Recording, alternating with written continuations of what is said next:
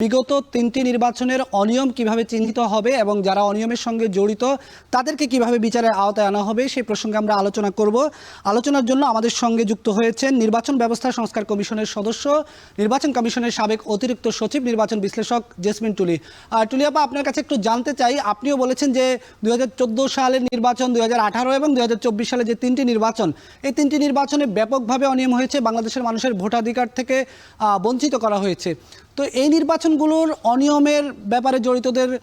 প্রশ্ন উঠছে যে তাদেরকে আইনের আওতায় নিয়ে আসতে হবে। কিভাবে সেটি আইনের আওতায় না আনা যায়, এখন পর্যন্ত সেই প্রক্রিয়া কিন্তু আমরা দেখিনি, যদি একটু আপনি বলতেন।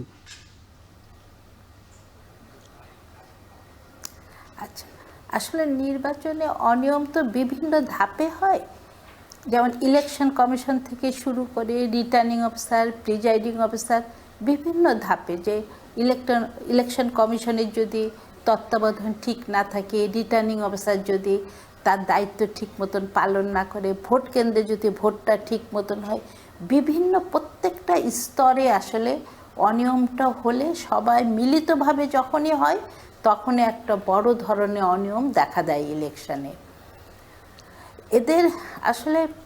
যদি 14 সালের নির্বাচনে যেমন ছিল একটা বিনা প্রতিদ্বন্দ্বিতার নির্বাচন, ওটা যদি তাৎক্ষণিকভাবে কেন বিনা প্রতিদ্বন্দ্বিতায় এত অধিক সংখ্যক আসনে নির্বাচন হলো চিহ্নিত করে, যদি কি কারণে কাদের দোষে হয়েছে, এটা কি পলিটিক্যাল পার্টির সাথে ইনভলভ ছিল না রিটার্নিং অফিসারের ইনভলভ ছিল, বা এই নির্বাচন এত অধিক সংখ্যা হওয়ার কারণে নির্বাচনের বৈধতা নিয়ে কি প্রশ্ন তোলা সেই সময়ে যেত কিনা, বা ওটা বাতিল করা যেত কিনা। তা আজকে এগুলো নতুন করে আবার খতিয়ে আসলে দেখার দরকার যে প্রত্যেকটা ধাপে যে কেন এরকম হলো। তারপরে 2018 সালে যদি আমরা আসি, 18 সালে অনিয়মটা হচ্ছে একদম, এর আগে কোনোদিনই এই ধরনের অনিয়ম দেখা যায়নি দেশের কোনো ইলেকশনে, যেটা বিভিন্ন মিডিয়া এবং বিভিন্ন মানুষের মুখে মুখে কথাটা এসছে যে ভোট দিনে হওয়ার কথা, তার আগের দিন রাতেই ভোট হয়ে গেছে। এর সপক্ষে প্রমাণাদি, এর সপক্ষে কারা জড়িত ছিল, কোন কোন কেন্দ্র, কোন কোন আসনে, কোথায় কোথায় তার পরিমাণ, এই সমস্ত কিছু আসলে চিহ্নিত করা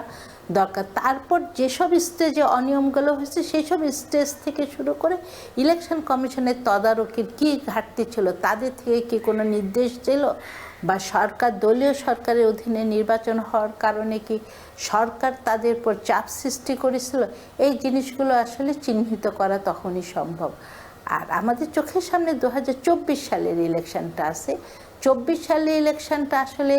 কিছুটা ভোটার শূন্যই আমরা দেখেছি, এবং ইলেকশন কমিশন থেকেও বলা হয়েছিল যে 1 ঘন্টা পর পর ইলেকশনের রেজাল্টগুলো দিবে, কিন্তু হঠাৎ করে তার পার্সেন্টেজ অনেক বেড়ে যায়, এবং এটাকে সাজায়ে ইলেকশনটাকে আসলে সাজানো হয়েছিল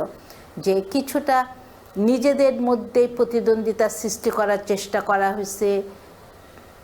নিজেদের দলের লোকই স্বতন্ত্র প্রার্থী হিসাবে হয়েছে, এই ধরনের অনিয়মগুলো চিহ্নিত করে যে রাজনৈতিক দলের গঠনতন্ত্র অনুযায়ী তো এটা হলো অনিয়ম, যে নিজ দলের যদি কেউ স্বতন্ত্র হয় সেক্ষেত্রে তাকে বহিষ্কার করা হয়, কিন্তু এখানে নিজ দল থেকে পারমিট করা হয়েছে যে তারা জানে স্বতন্ত্র হিসাবে দাঁড়ায়। আর 18 সালের নির্বাচনটা যদিও সব রাজনৈতিক দল অংশগ্রহণ করেছিল, কিন্তু সেখানে আসলে সমতল ক্ষেত্র বলে ইলেকশনে একটা কথা আছে যে সবার জন্য সমান প্রচারণার সুযোগ, সব ক্ষেত্রে সমান সুযোগ, এই সুযোগটা তখন কোনো অবস্থাতেই নির্বাচন কমিশন সৃষ্টি করতে পারেনি, বা পরিবেশটা যারা সৃষ্টি করার জন্য ছিল, হয়তো